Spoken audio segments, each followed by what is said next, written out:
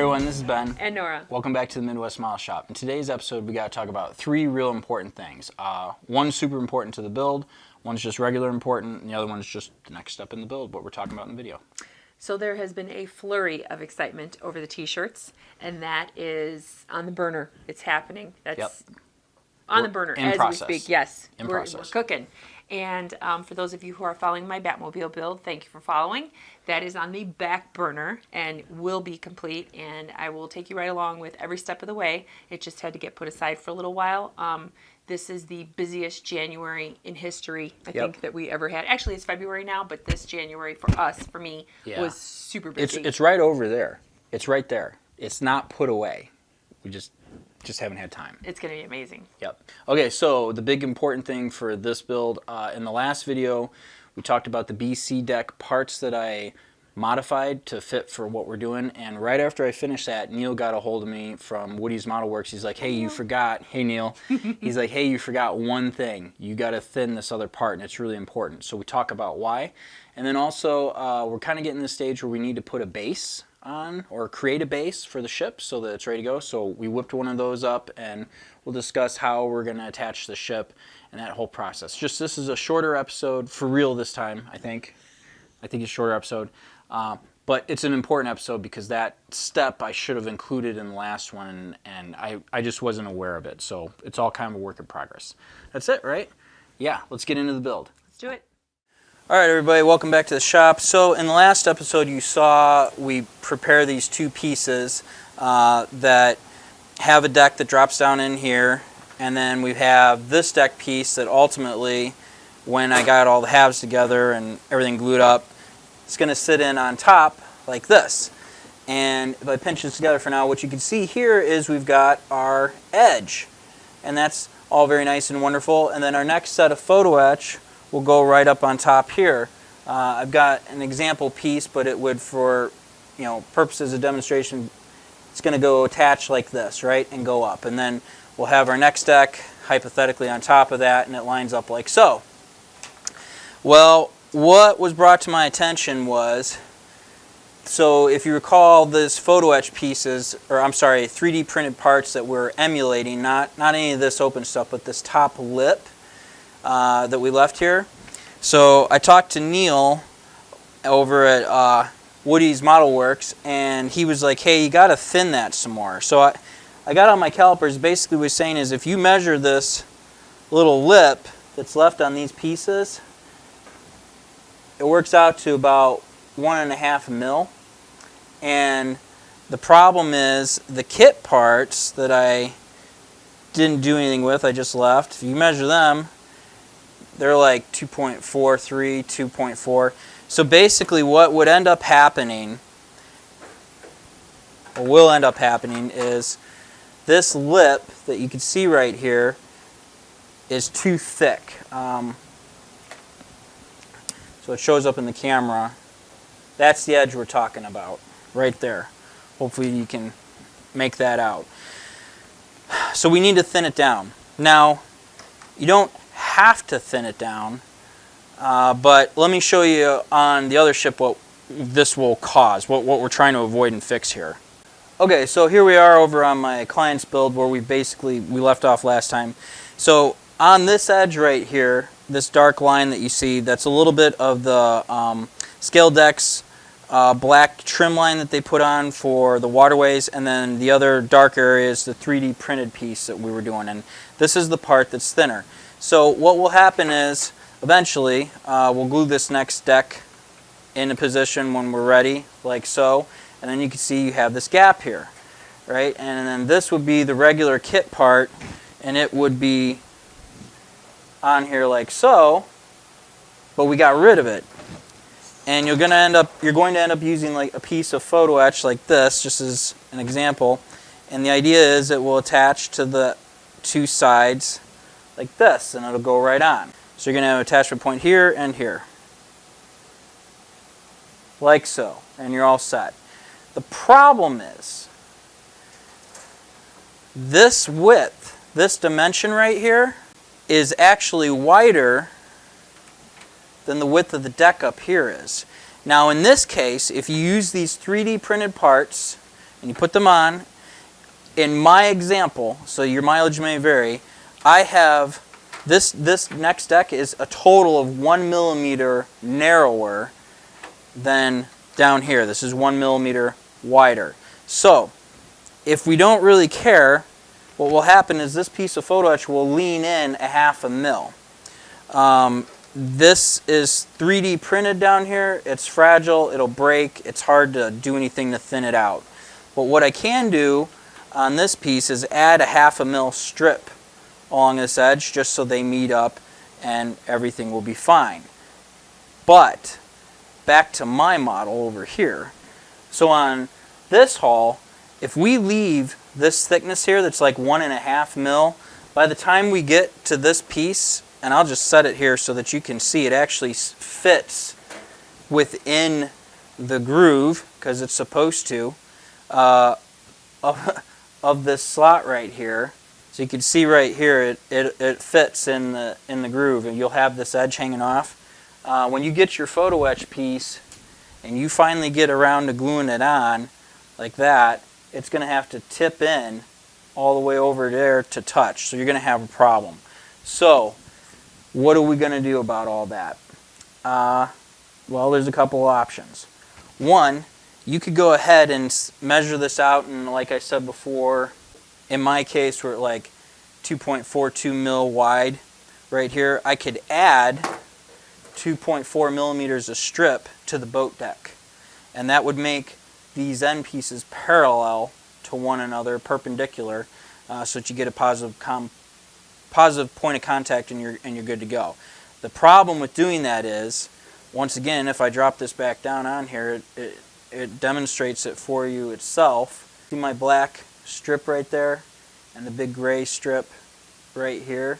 You'll have that all along the boat deck, because the scaled deck stops just shy of the edge where the waterway is supposed to begin. So you'll have this big space that you have to contend with. So what does that mean for our build?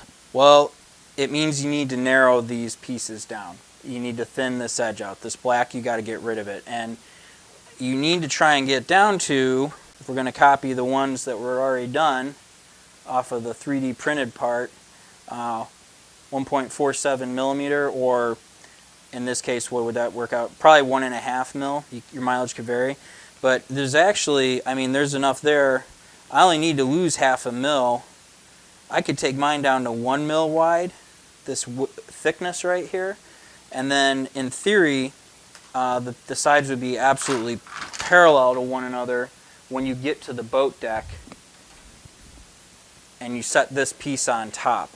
So we need to thin these out, and you'll probably need to do the same thing. Okay, how on earth are you going to do that? Well, first of all, you need to strike some sort of a line, or you need to have your calipers available to measure along the length of the ship to get that right. You can use, Neil was suggesting, he was going to try an orbital sander, so obviously I'm trying to tell you this now, it'd be good to do this before you put the pieces on the ship. You can take your hobby knife and just scrape away. You could take sanding sticks, you could sand away. You could get out your Dremel. I've got mine right here. You could put a sanding disc on it or something, and you could try and run it along. Whatever you think you need to do to thin this out. I'm going to use my hand plane, this tool that I said you don't need to buy, because it works really well for this. And basically, I just put on here, and I already tried this earlier, because it only touches that high point, and it basically creates shavings where I'm removing the hull from. So if I drop this piece in up here and get it into position, I'll have to put some rubber bands or tapes on it to hold the things together, but it'll hold my hull halves together and give me support all the way across. That will allow me to push on the side, run my plane along, and get my thickness that I need here, so that when I get to the point where I put my photo etch sides on, they're straight up and down the way that we want.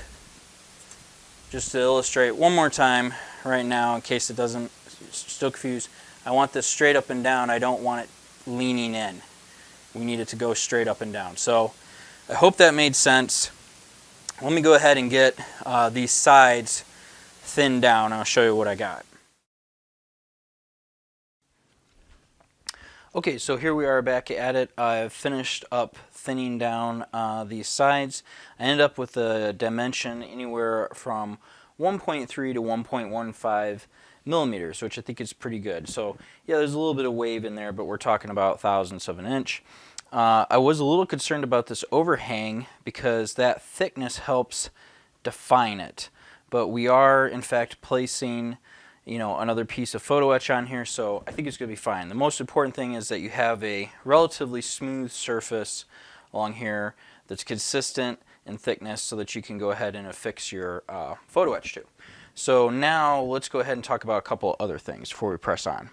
Okay, so before we get too carried away here, as you can see, with the B deck installed, I no longer have access to anything underneath the hull, although ultimately I'm sure I'll end up cutting a whole bunch of holes in here to let light up in. But until that's sorted out, basically we need to operate under the assumption that I won't have access to everything underneath here, and we need to address all that. So starting off, take the top off here.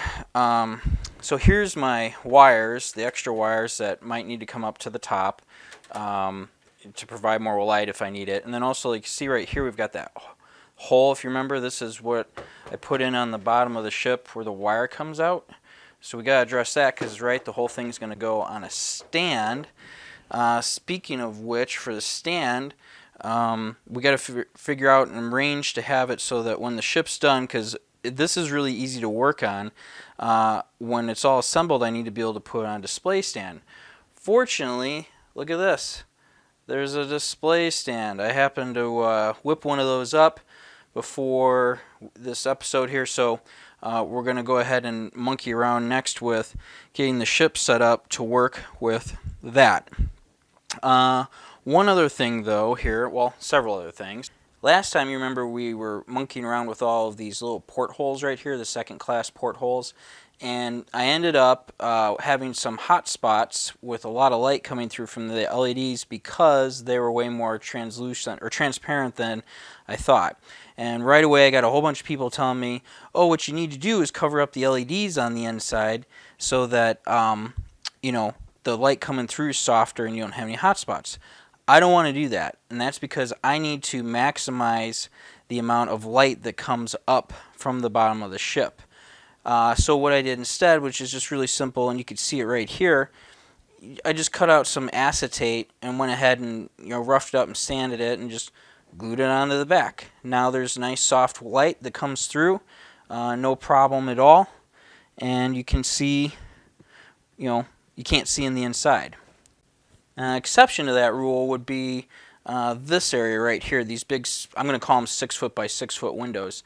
This is, if you see back here, there's two sides of the same. This is the second class entrance right here that takes you into what is essentially the smoking room or library. I think it's a library. And what happens is all along here there is, I'll lift this up and show you, there's a corridor. Basically runs parallel like this, and then there's a couple of doors, and then this is where that entrance would be, or the library's at. I don't want to just fog over those windows because you can see inside. You can see as I move the camera right here that you can see right in with no trouble at all. What I want to do instead is go ahead and build that area up, and I'll show you why. So here we are over at my client's build, and as you can see, there's a lot of stuff going on back here. This is the second class entrance. You're coming up here on the B deck. There's all kinds of stuff going on. We're starting to work on A deck. But look at those windows right there. There's depth. You can see inside. And the reason is I went ahead and put a wall on the back here, a false wall, and in the right spot, and then a deck to give depth to this space. It draws you in, and you have this nice transition. You're also going to have these big windows up here in the A deck area that you're going to be able to see inside. So why wouldn't you be able to see inside these windows? So that's why back over here on our model, we're going to have to go ahead and build up a a whole little area and block off the light coming through, and then put in some windows. I think we got some spares and a couple doors to let light come through, and maybe even some light bulbs from above, yeah, to help illuminate that whole area. These windows right here, talked about those last time. You can't really see through them, so the lighting that comes through them is just right, and it's no big deal. But all of this needs to be addressed before we go ahead and put B-deck on. And then also right here, you can see I threw some aluminum foil tape on this, and then there's some aluminum foil tape down on the B-deck. The idea is to try and help evenly illuminate these portholes right here, because they end up darker. You can still see light through them, but they're darker than the ones next to it. When the room's lit up, this is kind of painfully obvious, but when all the lights in the whole room are off and just the ship's illuminated, it's a lot more balanced out. Nora and I talked about it. We think it looks good. So, what do we got to do? Sorry, bumping the camera there. What we got to do next is get the ship situated on the base and set up so that we can go ahead and seal things up and continue moving up, but when we're done we'll still be able to fish the wires through and secure the deck to the base. So we have to do that before we can press on anything else. Okay, so here we are back at it, looking at my base and a bunch of my round little dowel rods, and as you can see I've got a couple of bolts here. I'm going to set this up so that I can bolt the ship to the base. This hole is just going to be a bolt. This hole is for my power cable to go through, and this hole will also be a bolt. And if you guys want to see, I'm not going to show how I made this whole thing because I don't think most of you care, and those of you who do care will go back to Missouri, my Missouri build video number 3, where basically I do the same thing. I just added a little lip to raise it up so there's room underneath for the power cable to get through. That's really the only difference. So what I've done is I've struck a center line, and I need to go ahead and glue my stands into position where the ship's going to sit. Now what I'll do is I'll end up staining this, and these will get painted black, and the ship will go on here when we're all done. I've been doing the big round things because they're different, and I like the look. I started off with it on the Arizona. Most of you seemingly hate this look, and you could go ahead in the comments and tell me down below why you don't like it, but I do this and I haven't seen anyone else do it, and I like the way it looks. I'm not trying to take away from the ship with the stand. I just need something nice, a nice base to hold it up on. So the only other comment that I really have here, and this is kind of important, the Titanic's hull bottom is not flat. And let's see if we do this like this. It's kind of crummy, but see how there's a slight V right there? And then like on this piece, see how it's angled? It's not straight. The bottom of the hull is slightly V-shaped. So if you are going to do something like this, or even if you put something right in the very middle like this piece, you need to have a V-shaped bottom to form to the contour of the hull. So the way this is going to work though, this whole system setup, is we've got our washer right here, 2 washers and a bolt and a nut. For those of you who care, this is 3/8 inch Imperial with a 1/2 inch hole. So there's some slop. You can use whatever size you want, but this will ultimately end up, I'll just be running this up through this beam like this, and the Titanic, what we're going to do when this is all said and done, I'll have this washer and this nut in the inside epoxied into place. And so when I feed this up, I'll have to start threading it into the hull, and it'll pull the whole thing down nice and tight, and it'll be nice and secure. But before we can get all carried away with that, what we really need to do, what I'm going to do, because I drew all over this to make marks for where all of these things go, is we're going to start off by gluing the wooden blocks into position. Then I'll stain this whole thing, and I'll come back and I'll paint my blocks black, and we'll set this whole thing off to the side because we won't need it anymore because it'll allow us to press on with the kit. So I think the next thing to do is go ahead and get my wooden blocks glued on, which I'm going to work on right now. And I know the only thing better than watching me glue wooden blocks onto this wooden base is watching me glue wooden blocks on this base while you listen to Nora tell you some fun facts about the Titanic. Alongside the opulence, of course, Titanic brought that last mesmerizing promise. Its 16 watertight compartments, controlled at the flip of a switch from the bridge, which would make it the safest ship yet built. White Star never explicitly called it unsinkable. The epithet of practically unsinkable was supplied by the Shipbuilder magazine, but its indestructibility was implied. Harlan and Wolff engineers were so sure of their bulkhead system that they didn't bother to build a double hull for the ship, as Cunard's Mauretania and Lusitania both had. That confidence also led White Star to reduce the number of lifeboats from 48 to 20, which was still sufficient according to the outdated Board of Trade guidelines, in order to avoid a cluttered look on the boat deck. Harlan and Wolff's managing director later recalled of the meeting in which plans for the Titanic were finalized. We spent 2 hours discussing the carpets for first-class cabins and 15 minutes discussing lifeboats.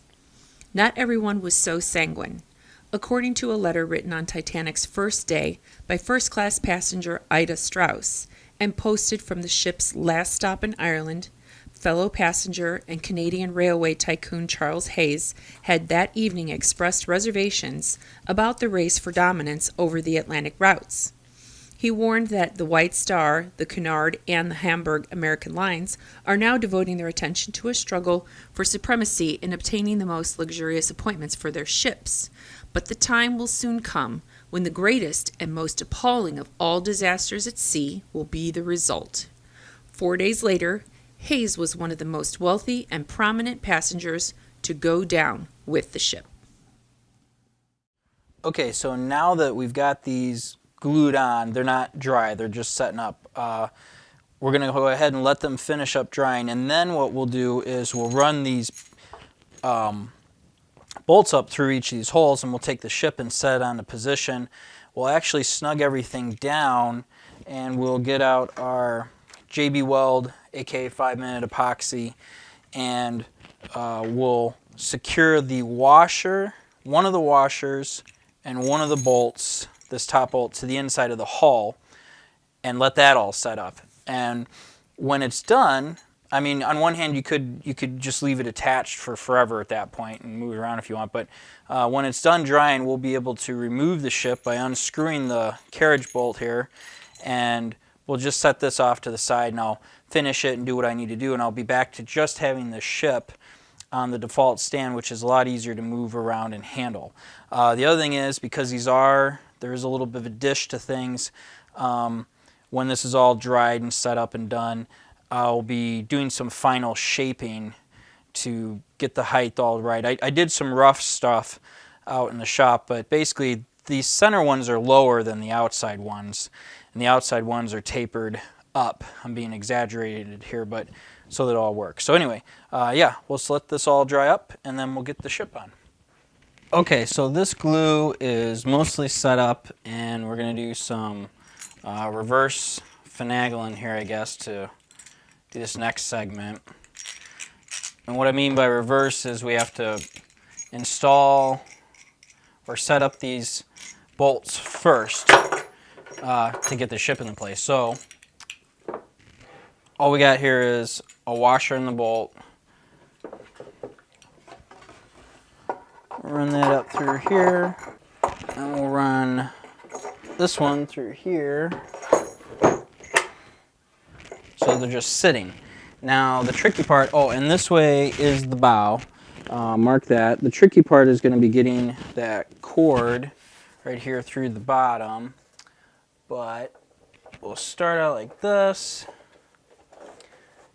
And then, there we go. Like so. All right, now, and my cord's pulled through on the bottom. So now the ship is pretty much in place. Okay, so for starters, drop the washer down here and we'll put a nut on top. We'll do that for both of these. There, snugged up a little bit. So, I mean, get it straight, I guess, on the stand. You can check the alignment. It's pretty good, but there's slop in this so that we don't have to. So we have room to, you know, move it back and forth and shift it around. But this is what it's going to look like, generally speaking, when we're done, which is, you know, I think that's pretty nice. So now we got to add the 5-minute epoxy. Okay, I'm just going to show this on one of them because it's the same thing, but we want to glue the washer down, and I want to glue the nut so that it won't spin. But I don't want to glue the washer and the nut to this bolt. I need it to come out. So you just have to be kind of careful with your application here. So we'll take the nut off. And what I'm going to do, I've mixed up some epoxy already. We'll just go ahead and glob it in kind of around the outside, because some of it's going to squish towards the middle, obviously, but I would like to avoid having it touch the bolt. That should be pretty good. And we'll just drop this guy right there. And the only additional thing I could say besides squishing down is try and center this in the hole the best that you can. You want some slack in the hole for, see how this wiggles? You want to be able to get back to the center of the hole as quickly as possible without, you know, you don't want it so tight that you're just never going to be able to tighten this thing up. Get the bolt started when you're done, because the idea, like I said, is we're going to glue this nut in. I'm going to snug that up a little bit. Now we're going to apply glue to the edge of the nut, and I want the nut to stay for forever. And I'll probably come back and add a ton of epoxy to this nut even after it's dried here. Obviously gloves and a stick to apply it are going to be your friend. Alright, like so. That's it. So now we'll repeat the process for the other one and just let it all set up. Okay, so I think that's going to be it for this episode. We've got some major things accomplished, and most importantly, I filled you in about thinning out the B and C deck parts. As you can see inside here, this is what our epoxy looks like. It's just glopped into position. And what will happen is after it's all set up and dried, I'll just unscrew this from the bottom and we'll leave the washer and bolt in place, and then it will be ready to go when we're ready to put the ship back together again. So this is what we've got going on so far, our stand. For those of you who are curious, this lip that's right here, what I'll do is I'll be able to drop my case top on this, and I might do a little video about how to put that all together, but that's to keep it covered. And this is kind of the footprint underneath the ship. Again, enough to support it. Make sure it's held up. It's not going to rock or go anywhere. It's nice and level. But I'm not trying to, I just don't do a lot of the traditional display stand. So once this is done, we'll remove the ship. We'll put it back onto the trumpeter provided stand so that we can easily move things around and work on it, because that base, it's like another 10 pounds or something like that. And so, yeah, it's already a lot of work. Anyway, that's it for now. Thank you all very much for watching. If you have any questions or comments, please post them down below. And as soon as we have a website ready to go for t-shirt sales, I'll make sure to announce that too. All right, guys, see you next time.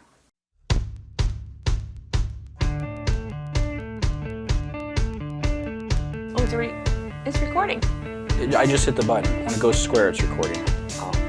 Yeah. It's like as soon as you turned it on, it was recording. Oh, well, I hit it right away. Like, we just did this show on the road here.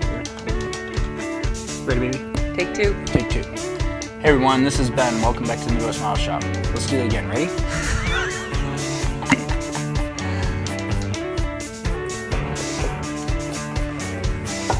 Run that up through here. Whoop. We'll start out like this. Roll it here. Fish it down in. We said this wouldn't be exciting.